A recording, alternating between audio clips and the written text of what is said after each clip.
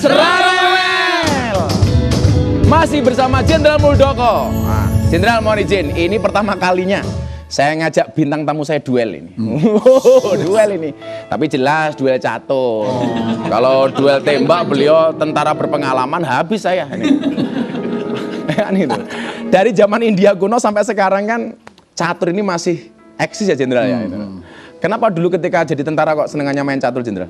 Ya, bagian dari strategi. Bagian dari strategi ya. Walaupun kadang-kadang saya memahami catur kurang baik. Kadang-kadang catur tuh aneh.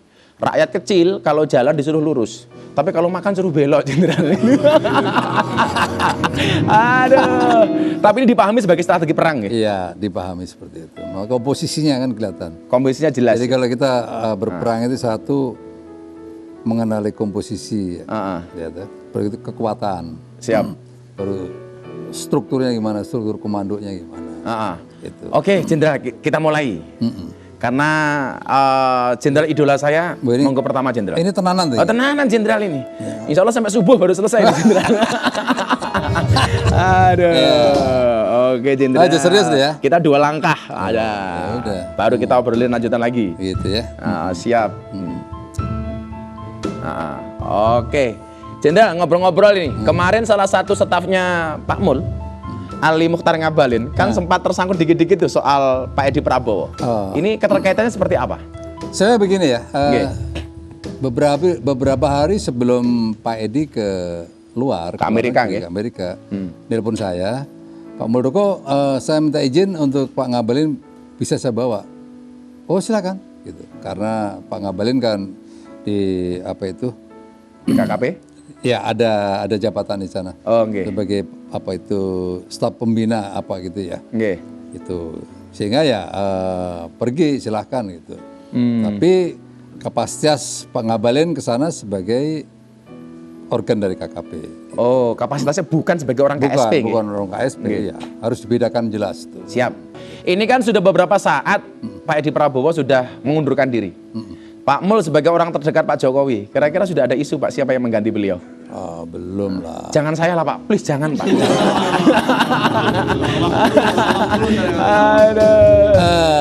Banyak spekulasi, banyak kalkulasi ya silakan, haknya masyarakat lah. Kalau feeling Pak Mul dari profesional apa dari partai Pak? Sementara ini belum ada feeling saya gitu. Cuman saya berpesan sih, siapa tahu nanti Pak Mul jadi presiden atau suatu saat, amin lah gitu loh. Saya minta diangkat Pak Mul sebagai Menteri Negara Urusan Khusus. Jadi kalau disingkat Menrakus lah. Gitu. Tapi yang perlu pemirsa tahu, saya itu dianggap Pak Jokowi saudara loh. Iya. Jadi kalau ketemu saya ditanya, saudara siapa? Kalau kondisi hari ini di KKP seperti apa, Jenderal, dengan nonaktifnya Pak Edi? Ya kan sudah ada yang ad interimnya udah ada. Ya. Pak Luhut, ya Pak Luhut. Kemarin beliau keluar diserahkan ke Pak Syahrul Yassin Limpo sebagai Menteri Pertanian. Ini kan secara umum hari ini orang menunggu-nunggu terus soal wacana reshuffle. Kalau menurut Pak Mul sendiri, urgensi reshuffle seperti apa sih? Ya, melihat keadaan kabinet hari ini. Jadi kalau di pertempuran ibaratnya ya, kita habis menyelesaikan satu persoalan, kita konsolidasi, ya kan? Konsolidasi setelah itu reorganisasi. Itu hal yang biasa. Hal biasa ya? Iya, hal yang biasa. Karena apa? Karena semua langkah itu akan diukur sesuai target atau tidak. Dari keinginan beliau yang awal itu kan sudah awal-awal sudah mengingatkan. Kalau nggak begini akan begini. Maka dan setiap menteri bekerja ditentukan targetnya. Gitu. Jadi kalau nggak sesuai dengan target yang diinginkan ya bisa diingatkan, bisa diganti dan seterusnya begitu. Ya, termasuk dari reshuffle ya kemungkinan paling. Itu hal yang biasa. Jadi saya itu kalau membaca media kadang-kadang, belum ada apa dari istana sudah muncul nama-nama calon menteri. Ya biasa. Dan setiap kali ada yang baru Pak, saya baca tetap nggak ada nama saya Pak. Untung nggak ada. Ya? Untung nggak ada itu loh. Ini saya punya kutipan, ada grafis kutipan dari Jenderal Gatot Nurmantio. Kita lihat. Kalau kami melihat perkembangan situasi yang terjadi akhir-akhir ini, ada warning, peringatan bahwa ini telah terjadi, telah terlihat menjadi seperti pada tahun Orde Baru yang lalu. Pertanyaan Gus Miftah sederhana, sebagai orang KSP dan sebagai prajurit, bagaimana komentar Bapak tentang hal ini? Ya, posisi Pak Gatot mungkin lagi lagi sebagai pengamat politik. Oh, bukan sebagai mantan prajurit ya? Ya, saya pikir begitu. Ini keren ini. Saya jawaban beliau di luar prediksi saya. Beneran, Pak? Iya. Barangkali beliau sebagai pengamat. Iya. Atau barangkali malah lupa kalau beliau mantan jenderal. Di antaranya. Aduh, kalau saya mengatakan begini sama teman-teman di medsos itu, ketika ada orang lain membicarakan kekuranganmu, tersenyumlah. Iya. Kenapa? Karena kekuranganmu saja dibicarakan, apalagi kelebihanmu. Wah. Ya, begitulah. Saya selalu mengatakan kepada teman-teman saya khususnya, ya, itu dalam konteks ya, pandangan politik boleh aja Berbeda. ya.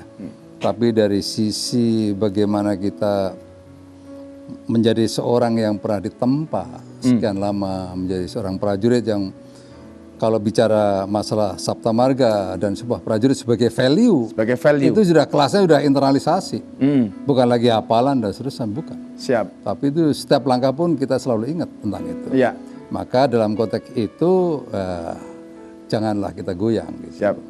Kayak kemarin rame-ramenya soal itu saya ditanya, Gus, kalau ada Kiai Habib kemudian perilakunya tidak sesuai dengan kita, apa langkahnya? Saya bilang, sosoknya kita hormati, tapi perilakunya tidak harus kita ikuti. Iya, gitu caranya. Kalau toh saya kemudian dianggap Kiai perilaku saya salah, saya ditangkap polisi. Itu bukan kriminalisasi ulama, tapi proses hukum terhadap ulama yang kriminal. Saya punya foto ini Jenderal, ketika Jenderal gabung di TNI. Nah, coba kita lihat fotonya. Wah. Dari mana nih Mas? Aduh. Kok beda banget ya? Ya masih culun dulu Mas. Ini foto kapan Jenderal? Waktu ini ini foto ketika menjadi pasukan khusus. Waktu enggak di Timur Timur ini. Oh, di Timur Timur. Waktu operasi dulu ya. Masih boleh kontrol dulu. Oh, dulu boleh gondrong Jenderal? Iya, boleh kontrol dulu. Ya. Apa pengalaman yang paling berkesan ketika di medan pertempuran? Ya, enggak ada yang menyenangkan lah Mas. Nggak ada yang menyenangkan Jenderal? Justru yang rasa sakit waktu saya menghadapi prajurit saya harus meninggal itu, waduh sakitnya luar biasa ya. Dan nggak bisa ketemu ya? Nggak bisa pulang? Ya nggak bisa pulang, dimakamkan di sana. Dan satu hal yang sangat berat itu menghadapi keluarganya. Masya Allah. Itu aduh ampun. Kan perjalanan Pak Muldoko ini luar biasa sampai kemudian menjadi pucuk pimpinan tertinggi sebagai Panglima TNI. Apakah menjadi Panglima TNI itu merupakan cita-cita? Ya pastilah itu. Sebagai jadi prajurit, begitu daftar punya gambaran akan jadi Panglima? Ya sebagai prajurit pasti achievement-nya yang terbaik kan begitu ya. Banyak orang bisa menjadi tentara tapi tidak semua orang bisa menjadi Panglima. Oh, ngeri sekali ini. Dalam sebuah wawancara, ya kan, Pak Mul itu pernah menuliskan resolusi 5 tahun ke depan. Nah sekarang ini 2020 akan berakhir. Saya pengen Pak Mul 30 detik lah nulis apa yang Pak Mul ke depan ingin lakukan. Mohon izin Jenderal. Memang pernah suatu saat saya Letnan 1 ya. Saya menggambarkan garis kehidupan saya waktu itu ya. Jadi saya melihat senior-senior saya melihat kekuatan pada diri saya dan faktor-faktor lain. Maka saya berani waktu itu membuat garis hidup saya. Ya, pada tahun sekian saya akan menjadi ini, pada tahun sekian saya akan menjadi ini, pada tahun sekian akan menjadi ini. Dan alhamdulillah setelah saya ikuti apa yang pernah saya renungkan itu semuanya terbukti. Ya, terbukti. Ya kalaupun meleset sedikit lah tahunnya ya. Tapi achievement saya itu semuanya sesuai dengan goresan awal ya. Ini luar biasa. Ini pelajaran untuk Sobat Kepo. Kutulis apa yang kulakukan dan kulakukan apa yang kutulis. Wow. Saya pernah menggaris 1 dan sampai hari ini nggak pernah berhasil. Iya, saya garis nikah lagi. Waduh. Ayo kalau wanita. Iya, ternyata istri saya bilang, saya mau di madu, Bah. Syaratnya apa? Asalkan Abah mau diracun. Nanti saya nggak jadi, Pak saya. Saya punya video Pak Mul ini ngasih bunga untuk istri. Ternyata beliau ini romantis banget. Coba kita lihat videonya.